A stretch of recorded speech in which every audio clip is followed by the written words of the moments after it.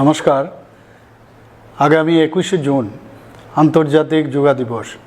2014 সালে রাষ্ট্রসংঘে মাননীয় প্রধানমন্ত্রী শ্রী নরেন্দ্র মোদীজি যোগা দিবস পালনের প্রয়োজনীয়তার কথা ব্যক্ত করে 21 জুন দিনটিকে আন্তর্জাতিক স্তরে পালনের দাবি জানান।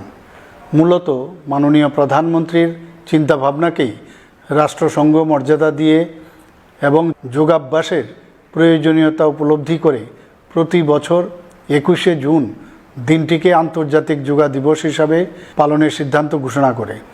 2015 সাল থেকে গোটা বিশ্বে এই দিনটি আন্তর্জাতিক যোগা দিবস হিসাবে পালিত হয়ে আসছে। যোগা আমাদের দেশের ঐতিহ্য এবং পরম্পরা। যোগাভ্যাস শরীর এবং মনকে নিয়ন্ত্রিত রাখে, চিন্তার বিকাশকে কার্যকর করে। শৈশব থেকেই ছাত্রছাত্রীদের যোগাভ্যাসের চর্চা প্রয়োজন।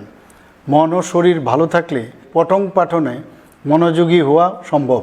যোগচর্চা শারীরিক দক্ষতা বৃদ্ধি করে, রোগাক্রমণ প্রতিহত করে, মানুষের দৈনন্দিন জীবনযাত্রাকে পরিবর্তন করে, মানুষের মধ্যে সচেতনতা জাগিয়ে তোলে।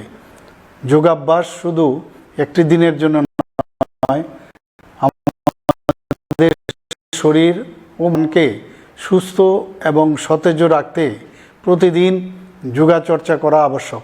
আসুন আন্তর্জাতিক যোগা দিবসে অংশ নিয়ে আমরা নিয়মিত শরীর চর্চার জন্য অঙ্গীকারবদ্ধ হই। সুস্থ নাগরিক হিসাবে সমৃদ্ধ ভারত গড়তে মাননীয় প্রধানমন্ত্রীর স্বপ্নকে সফল করে তুলি। নমস্কার।